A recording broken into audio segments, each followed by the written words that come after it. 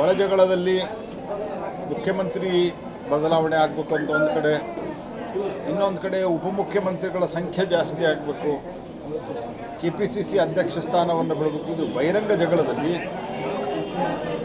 ಅದರಲ್ಲಿ ಹೆಚ್ಚು ಮಂತ್ರಿಗಳು ಮತ್ತು ಎಲ್ಲ ಉಳಿದ ಶಾಸಕರು ಅದರಲ್ಲಿ ವ್ಯಸ್ತ ಆಗಿರೋದ್ರಿಂದ ರಾಜ್ಯ ಸರ್ಕಾರ ಒಂದು ರೀತಿಯಲ್ಲಿ ನಿಷ್ಕ್ರಿಯ ಆಗಿದೆ. ಮೊನ್ನೆ ಇಲ್ಲಿ IRD ಇದನ್ನು ಸ್ಥಾಪಿಸಲಿಕ್ಕೆ ಹಿಂದೆ ಬೊಮ್ಮಾಯಿಯವರಿದ್ದಾಗ ಜಾಗ ಕೊಟ್ಟು, ಬೇಲೂರಿನಲ್ಲಿ 55 ಎಕರೆ ಜಾಗ ಕೊಟ್ಟು ಎಲ್ಲ ಮಾಡಿದ್ದನ್ನು ಈಗ 2 ಸೆಂಟರ್ಗಳನ್ನು ಅವಾಗ ಕೊಟ್ಟಿದ್ದರು. 2 ಸೆಂಟರ್ಗಳನ್ನು ಈಗ ಬೆಂಗಳೂರಿಗೆ ಹತ್ತಿರ ತೆಗೆದುಕೊಂಡು ಹೋಗ್ತಾ ಇದ್ದಾರೆ. ರಾಜ್ಯ ಸರ್ಕಾರ ಮೊನ್ನೆ ಮುಂಬೈ ಕರ್ನಾಟಕದಲ್ಲಿ ಜನ ಏನು ಇವ್ರನ್ನ ಸೋಲಿಸಿದ್ರು, ಮತದಾರರನ್ನು ಸೋಲಿಸಿದ್ರು, ಅದರ ವಿರುದ್ಧ ಸೇಡನ್ನು ತೆಗೆದುಕೊಳ್ಳುವಂಥ ಕೆಲಸವನ್ನು ಸಿದ್ದರಾಮಯ್ಯನವರು ಮಾಡ್ತಾ ಇದ್ದಾರೆ. ಈ ಸೇಡಿನ ರಾಜಕಾರಣ ಯಾರ ಮೇಲೆ ಸೇಡು ತೀರಿಸ್ಕೋಗ್ತಾರೆ? ಜನ ತಮ್ಮ ತೀರ್ಮಾನವನ್ನು ಹೆಂಗೆ ಕೊಡ್ತಾರೆ ಹಂಗೆ ಎಲ್ಲರೂ ಸ್ವೀಕಾರ ಮಾಡಬೇಕಾಗ್ತದೆ. ಹಾಗಾಗಿ ಮುಖ್ಯಮಂತ್ರಿಗಳಿಗೆ ನಾನು ಆಗ್ರಹ ಮಾಡ್ತೀನಿ, ನಿಮ್ಮ ಒಳಜಗಳವನ್ನು ಮರೆತು ಈ ಥರದ ವಿಷಯಗಳ ಹತ್ತಿರ ಗಮನ ಕೊಡ್ರಿ. ಇತರ ಕಂಪನಿ ಅವರು ಇಲ್ಲಿ ಇಂಡಸ್ಟ್ರಿಯನ್ನು ಶುರು ಮಾಡಬೇಕಾಗಿತ್ತು, ಆದರೆ ರಾಜ್ಯ ಸರ್ಕಾರ ಬೇರೆ ಬೇರೆ ಅನೇಕ ಇಂಡಸ್ಟ್ರಿಗಳಿಗೂ ಸಹಿತ ಈಗೇನು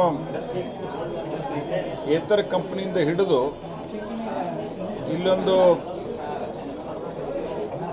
FMCG ಕ್ಲಸ್ಟರು ಈ ಥರದಲ್ಲಿ ಕೂಡ ಭಾಳಷ್ಟು ದರಗಳಲ್ಲಿ ವ್ಯತ್ಯಾಸವನ್ನು ಆಲ್ ಆಫ್ ಎ ಸಡನ್ ಮಾಡ್ತಾ ಇರೋದ್ರಿಂದ ಅವು ಕೂಡ ನನಗೆ ಬಿದ್ದಿದ್ದಾವೆ. ಏತರ ಕಂಪ್ನಿ ಕರ್ನಾಟಕವನ್ನು ಬಿಟ್ಟು ಹೋಯಿತು. ಇದಕ್ಕೆಲ್ಲದಕ್ಕೂ ಕಾರಣ ಇವರ ಒಂದು ನಿರಾಸಕ್ತಿ. ಕರ್ನಾಟಕ ಬಿಟ್ಟು ಎಲ್ಲಿ ಹೋಗ್ತಾರೆ ಅನ್ನುವಂಥ ಒಂದು ದುರಂಕಾರ. ಕರ್ನಾಟಕ ಬಿಟ್ಟು ಹೋಗೋದಿಲ್ಲ, ನಮಗೂ ಅದು ಕರ್ನಾಟಕದಲ್ಲಿ ವಾತಾವರಣ ಇದೆ. ಆದರೆ ಇವ್ರ ಸರ್ಕಾರದ ಕಾಲದಲ್ಲಿ ಹಿಂದೆ ಹೀರೋ ಮೋಟರ್ಸ್ ಹೋಯಿತು, ಈಗ ಏತರ ಕಂಪನಿ ಹೋಗ್ತಾ ಇದೆ. ರಾಜ್ಯ ಸರ್ಕಾರ ಈಗೂ ಸಹಿತ ಅವ್ರನ್ನ ಕರೆದು ಮಾತುಕತೆಯನ್ನು ಮಾಡಿ ಏತರ ಕಂಪ್ನಿ ಧಾರವಾಡದಲ್ಲಿ ಸ್ಥಾಪನೆ ಆಗಬೇಕು ಅನ್ನುವಂಥ ಪ್ರಯತ್ನ ಆ ಟೈಮ್ದಲ್ಲಿ ನಡೆದಿತ್ತು. ಅದನ್ನು ಮುಂದುವರಿಸಬೇಕು, ಅದು ಹೋಗಿ ಕೊಡಬಾರ್ದು ಅನ್ನುವಂಥ ಆಗ್ರಹವನ್ನು ನಾನು ಮಾಡ್ತೀನಿ. ಸರ್, ಈಗ ಒಕ್ಕಲಿಗ ಸ್ವಾಮೀಜಿಗಳಾಯಿತು, ಈಗ ಲಿಂಗಾಯತ ಸ್ವಾಮೀಜಿಗಳು ಏನಂದರೆ CM ಅಂದರೆ ಲಿಂಗಾಯತನ CM ಮಾಡಬೇಕು ಅನ್ನೋದು ಡಿಮ್ಯಾಂಡ್ ಮಾಡ್ತಾರೆ. ಇದೆಲ್ಲ ಈಗ ನೋಡಿ, ಇದರಲ್ಲಿ ಸ್ವಾಮಿಗಳ ಪಾತ್ರಕ್ಕಿಂತ ಹೆಚ್ಚಾಗಿ ಕಾಂಗ್ರೆಸ್ ಪಾರ್ಟಿಯವರೇ ಇದನ್ನೇ ಎಬ್ಬಿಸ್ತಾ ಇದ್ದಾರೆ. ಸ್ವಾಮಿಗಳು ತಮ್ಮ ಅಭಿಪ್ರಾಯವನ್ನು ಹೇಳಿದ್ದಾರೆ, ಅದು ಬೇರೆ ವಿಷಯ. ಅದು ಸ್ವಾಮಿಗಳು ಹೇಳುವಂಗೆ ಯಾಕಾಯಿತು? ಇವರು ಎಬ್ಬಿಸಿದಾರಲ್ಲ. ಸೊ ಅದಕ್ಕೆ ಇದು ಸ್ಥಿತಿ ನಿರ್ಮಾಣ ಆಗಿದೆ. ಇದರಿಂದ ಅಧಿಕಾರಿಗಳಲ್ಲಿಯೂ ಗೊಂದಲ ಆಗಿದೆ. ಮುಖ್ಯಮಂತ್ರಿಯಾಗಿ ಇವರು ಮುಂದುವರಿತಾರೋ ಇಲ್ಲೋ, ಇವರು ಉಪಮುಖ್ಯಮಂತ್ರಿ ಇರ್ತಾರೋ ಇಲ್ಲೋ, ಇವರ ಅಥಾರಿಟಿ ನಡೀತದೋ ಇಲ್ಲೋ, ಈ ರೀತಿಯಾದಂಥ ಪ್ರಶ್ನೆ ಇರೋದ್ರಿಂದ ಗ್ಯಾರಂಟಿ ನ್ಯೂಸ್, ಸುದ್ದಿ ಖಚಿತ, ನ್ಯಾಯ ನಿಶ್ಚಿತ.